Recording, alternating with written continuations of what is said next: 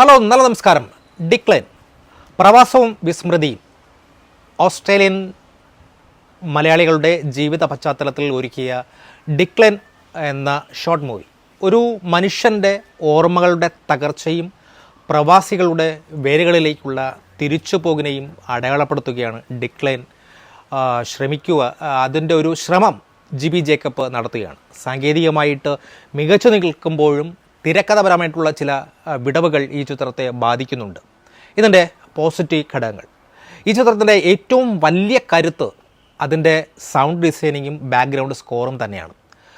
ലൂയിയുടെ മാനസികാവസ്ഥയെ പ്രതിഫലിപ്പിക്കുന്ന വിധത്തിലുള്ള ഗംഭീരമായ സംഗീതം പ്രേക്ഷകരെ കഥാപരിസരത്തോട് ചേർത്ത് നിർത്തുന്നതിൽ ഷെയ്ഖ് ഇലാഹിയും അതോടൊപ്പം തന്നെ ഷെഫിൻ മായൻ അവർക്ക് സാധിച്ചിട്ടുണ്ട്.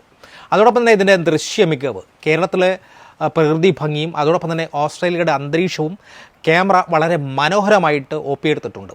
നാട്ടിലെയും വിദേശത്തെയും ദൃശ്യങ്ങൾ തമ്മിലുള്ള വ്യത്യാസം ഒരു പ്രവാസിയുടെ മനസ്സിൽ അല്ലെങ്കിൽ അനുഭവിക്കുന്ന വൈരുദ്ധ്യത്തെ കൃത്യമായി കാണിക്കുവാൻ ക്യാമറയ്ക്ക് സാധിച്ചിട്ടുണ്ട്. അതിൽ ക്യാമറമാനെ അഭിനന്ദിക്കാതിരിക്കാൻ കഴിയില്ല. പിന്നെ ഇതിൻ്റെ പ്രമേയത്തിൻ്റെ ആ ഒരു അൽസ്മേഷ്യസ് ബാധിച്ച ഒരു പ്രവാസിയുടെ ആത്മസംഘർഷം എന്നത് മലയാള സിനിമയിൽ ഒട്ടും ചർച്ച ചെയ്യപ്പെടാത്ത ഒരു വൈകാരികമായിട്ടുള്ളൊരു വിഷയമാണ്. ഒരുപക്ഷെ ഓസ്ട്രേലിയയിലെ തിരക്ക് പിടിച്ച നഗര ജീവിതത്തിനിടയിൽ അല്ലെങ്കിൽ സാധാരണ ഗ്രാമത്തിലായിക്കോട്ടെ, ലൂയി പാപ്പൻ്റെ മനസ്സ് ഇടുക്കിയിലെ കട്ടപ്പനയാണ്.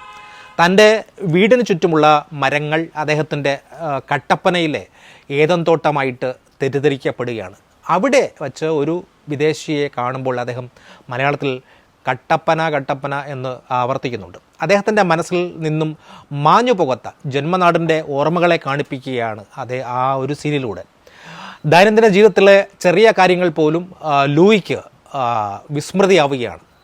കാപ്പിപ്പൊടി ഫ്രിഡ്ജിലേക്ക് എടുത്തു വയ്ക്കുക, ടാപ്പ് തുറന്നിട്ടിട്ട് പുറത്തേക്ക് പോകുക, ഡ്രൈവിങ്ങിൽ ശ്രദ്ധ കേന്ദ്രീകരിക്കാൻ കഴിയാതിരിക്കുക, അങ്ങനെയുള്ള പൂർത്തീകരിക്കാൻ കഴിയാത്ത വിധത്തിലുള്ള ഒരു യാന്ത്രികമായിട്ടുള്ള പെരുമാറ്റം അദ്ദേഹത്തിൻ്റെ മാനസിക നിലയിൽ സംഭവിക്കുന്ന ഡിക്ലൈനെ സൂചിപ്പിക്കുവാൻ വേണ്ടി തിരക്കഥാകൃത്ത് ജിബി ജേക്കബിന് സാധിച്ചിട്ടുണ്ട് എന്നുള്ളതാണ്. പിന്നെ ആർട്ടിസ്റ്റുകളുടെ പെർഫോമൻസ് വെച്ച് നോക്കുമ്പോൾ ശരിക്കും പറഞ്ഞു കഴിഞ്ഞാൽ എന്താ പറയുക, പണി അറിയുന്നവൻ്റെ കയ്യിൽ ആർട്ടിസ്റ്റുകളെ കിട്ടിയാൽ അധ്വാനിപ്പിച്ച് കൊല വിളിച്ചിട്ടേ വിടത്തുള്ളൂ എന്ന് ഇത് കണ്ടാൽ നമുക്ക് പറയാൻ കഴിയും. ഇതിൽ അല്പമെങ്കിലും ഒരു നെഗറ്റീവ് ആയിട്ട് എനിക്ക് പെർഫോം ചെയ്തത് ഭാര്യ റോൾ ചെയ്ത ആ വ്യക്തി മാത്രമാണ്. മറ്റെല്ലാവരും വളരെ ഗംഭീരമായിട്ട് തന്നെ അഭിനയിച്ചു തകർത്തിട്ടുണ്ട്. അതിൽ പ്രത്യേകിച്ച് പാപ്പനായിട്ട് അഭിനയിച്ചിട്ടുള്ള റിദോയി പോളിൻ്റെ പെർഫോമൻസ് വളരെ ഗംഭീരമായിട്ടുണ്ട്. എല്ലാവരും തന്നെ അവരുടെ ഒരു പെർഫോമൻസ് കയ്യിലെടുക്കാൻ വേണ്ടി ആക്ടിംഗ് വർക്ക്ഷോപ്പുകളിൽ പങ്കെടുത്തു എന്ന് കൃത്യമായിട്ട് മനസ്സിലാക്കാൻ സാധിക്കുന്നുണ്ട്. ഇതിനു മുമ്പുള്ള ഒരുപാട് ചവറ് സിനിമകൾ ഇവിടെ ഓസ്ട്രേലിയയിൽ ഇറങ്ങിയിട്ടുണ്ട്. അതിലെ പെർഫോമൻസൊക്കെ വെച്ച് നോക്കുമ്പോൾ റിദോയി പോളിൻ്റെ പെർഫോമൻസ് ഇതിൽ വളരെ ഗംഭീരമാണ്. പിന്നെ ഇതിൻ്റെ നെഗറ്റീവ് വശങ്ങൾ എടുത്ത് നോക്കുമ്പോൾ തിരക്കഥയിലെ ഒരു വ്യക്തതക്കുറവ്, മകളുടെ വൈകല്യങ്ങളെക്കുറിച്ചുള്ള സൂചനകൾ നൽകാത്തത് കഥയുടെ ഒരു വലിയ പോരായ്മയായിട്ട് എനിക്ക് തോന്നുന്നു. ബാല്യത്തിൽ ആരോഗ്യവതിയായിരിക്കുന്ന കുട്ടി എങ്ങനെയാണ് വീൽ ചെയറിൽ എത്തുന്നത് ഒരു വിശദീകരണം നൽകാതെ നമ്മുടെ കാഴ്ചക്കാരനെ വൈകാരികമായി ആ ബന്ധത്തെ മുറിച്ചു വിടുന്ന രീതിയിലുള്ളത് ഒരു ഇതായിട്ട് എനിക്ക് ഫീൽ ചെയ്തു. പിന്നെ ആവശ്യമില്ലാത്ത ഒരുപാട് ഡ്രോൺ ഷോട്ടുകൾക്ക്, ദൃശ്യഭംഗികൾക്ക് വേണ്ടിയായിരിക്കാം ചിലപ്പോൾ അമിതമായിട്ടുള്ള ഡ്രോൺ ഷോട്ടുകൾ ഒരുക്കിയിരിക്കുന്നത്. പക്ഷേ അത് കഥയ്ക്ക് ഒരു തടസ്സമായിട്ട് എനിക്ക് തോന്നി. ഒരു ലളിതമായ കഥാപരിസരത്തിന് ഇത്തരം ഷോട്ടുകൾ അനിവാര്യമാണോ എന്ന് ചിന്തിക്കേണ്ടതായിട്ടുണ്ട്. പിന്നെ തുടക്കത്തിലെ ലാഗ്, ലൂയിയുടെ മറവിയെ കാണിക്കാൻ വേണ്ടി മാത്രമായിട്ട് ഒരു 10-15 മിനിറ്റ് രംഗം അത് മാത്രമുണ്ട്. അത് ഒരു പാട്ടിലൂടെ ഒന്ന് എക്സ്പ്ലോർ ചെയ്തിരുന്നുവെങ്കിൽ കുറച്ചുകൂടി ഈ സിനിമ ക്രിസ്പി ആകുമായിരുന്നു. അങ്ങനെ ഒരു പാട്ടിലൂടെ ആ സാധനങ്ങളെ മുഴുവനും പാപ്പിയെ കാണിച്ചിരുന്നുവെങ്കിൽ ഒരു ഒരു ഗംഭീര അനുഭവമാകുമായിരുന്നു. പിന്നെ സംഭാഷണങ്ങളിലെ പൊരുത്തക്കേട്, മഴ കണ്ടാൽ ലൂയിക്ക് പ്രാന്താണ് എന്ന് സംഭാഷണത്തിൻ്റെ ആ ടോണുണ്ടല്ലോ, ഒട്ടും ആ സാഹചര്യത്തിന് ഒരിക്കലും ഒരു ചേർച്ചയില്ലാത്ത ഒരു സാധനമായിട്ട് എനിക്ക് തോന്നി. അതോടൊപ്പം തന്നെ പാപ്പിയുടെ ഭാര്യയായിട്ട് അഭിനയിച്ച സ്മിത, ആ പുള്ളിക്കാരി പറയുന്ന ഡയലോഗുകൾ ശരിക്കും പറഞ്ഞു കഴിഞ്ഞാൽ ഒരു അച്ചടി ഭാഷ പ്രയോഗം പോലെയാണ് എനിക്ക് തോന്നി. ഒരു നാച്ചുറാലിറ്റി ഇല്ലാത്ത ഒരു സാധനം.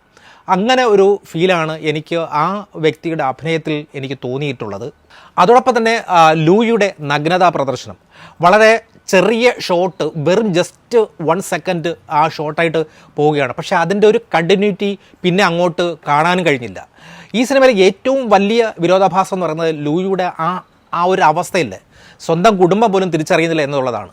കൂടെ കിടക്കുന്ന ഭാര്യയോ മകളോ അദ്ദേഹത്തിൻ്റെ മാറ്റങ്ങൾ ശ്രദ്ധിക്കാതെ പോകുമ്പോൾ ജോലി സ്ഥലത്തെ അല്ലെങ്കിൽ കമ്പനി പാർട്ട്ണറും അതോടൊപ്പം തന്നെ കടയിലെ ഹിന്ദിക്കാരനായിട്ടുള്ള തൊഴിലാളിയും അത് പെട്ടെന്ന് തിരിച്ചറിയുന്നു.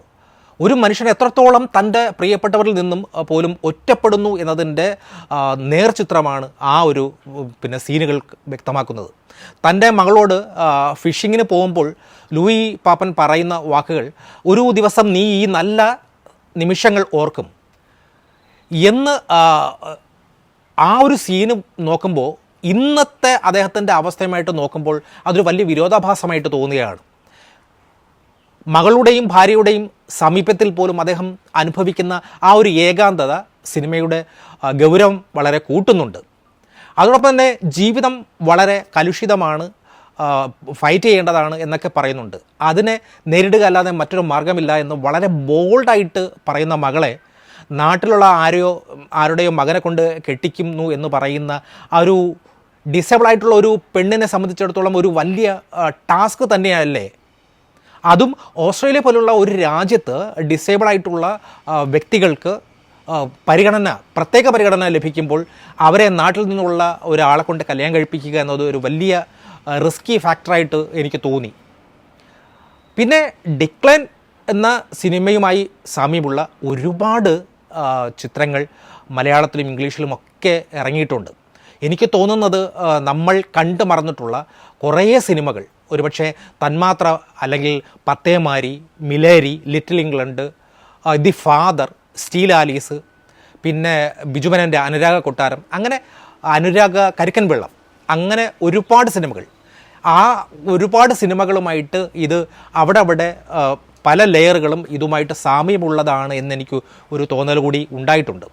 എന്തായിരുന്നാലും സാങ്കേതിക മികവും നല്ലൊരു പ്രമേയമായിട്ടും തിരക്കഥപരമായിട്ടുള്ള ചില ക്ലാരിറ്റി കുറവുകൾ ഈ സിനിമയെ പൂർണ്ണതയിൽ എത്തിക്കുന്നതിൽ നിന്നും തടയുന്നുണ്ട്. എങ്കിലും ഒരു പ്രവാസിയുടെ ആത്മനൊമ്പരങ്ങളെ സത്യസന്ധമായി അവതരിപ്പിക്കാനുള്ള സംവിധായകൻ്റെ ശ്രമത്തെ നമ്മൾ അഭിനന്ദിക്കാതിരിക്കാൻ കഴിയില്ല.